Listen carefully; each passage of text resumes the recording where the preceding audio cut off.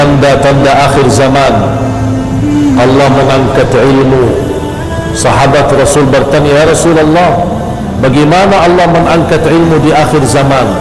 Kata Rasulullah SAW, Allah mengangkat ilmu dengan wafatnya ulama. Sampai datang satu zaman sudah tidak ada ulama lagi, dan disitulah manusia akan menjadi manusia tersesat dalam kehidupannya. Na'udzubillah. Oleh kerana itu jemaah sekalian, kita di masa banyak fitnah, banyak musibah, banyak ujian, dekatilah dengan ulama, ambil hikmah dan pelajaran dari ulama, ikuti nasihat ulama, khususnya ulama yang ikhlas, ulama yang memang tidak ada harapan yang diharapkan selain ridha Allah.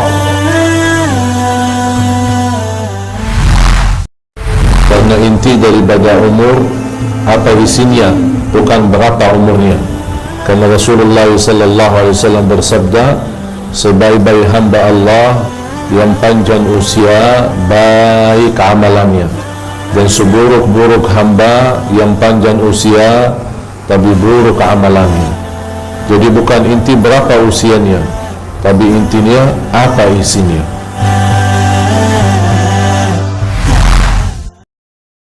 Tak ada orang bisa bahagia tanpa iman. Walaupun pandangan kita melihat orang itu bahagia, rumah yang bagus, mobil yang mewah, bisa keluar negeri selalu, itu bukan itu kebahagiaan. Tapi kebahagiaan Allah sudah mengikatkan ada dua, kuncinya cuma dua. Adanya dua ini, walaupun tidak punya apa-apa, tapi bahagianya subhanallah, iman dan amal saleh. Dan banyak terbukti dalam Al-Quran, dan Allah bahkan janji orang-orang laki-laki maupun perempuan yang beriman dan beramal salih, falanuhyiyannahu hayatan tayyibah, kami janji, kata Allah Subhanahu wa taala, akan kami memberikan kepada mereka kehidupan yang istimewa.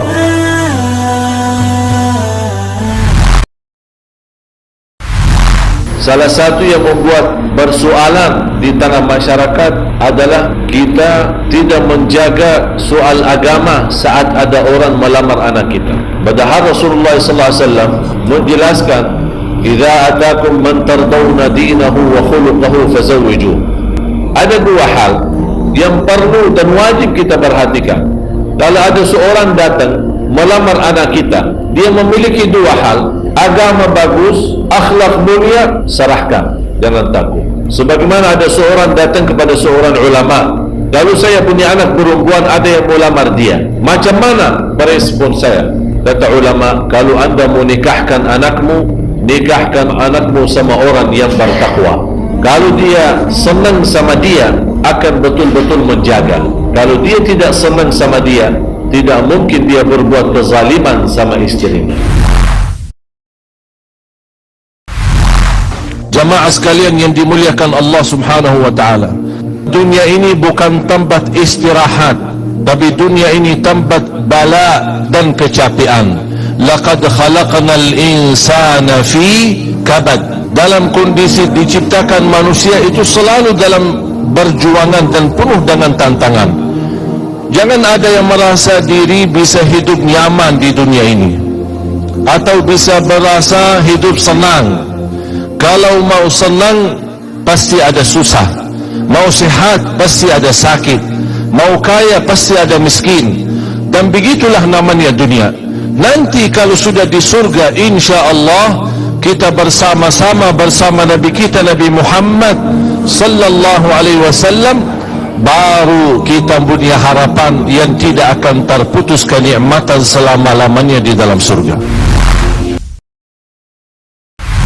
Mengingat mati itu sebuah kebiasaan bagi orang saleh untuk lebih berhati-hati, memperbaiki diri dan waspada, karena dia berfikir jangankan kapan habis umurnya, dia setiap malam membayangkan kematiannya.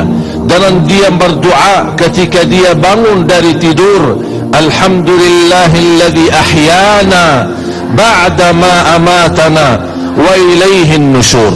Ini zikir bangun tidur yang isinya adalah hidup dan mati, bukan bangun sesudah tidur. Berarti istilah hidup dan mati bagi orang mukmin selalu dalam fikirannya setiap hari.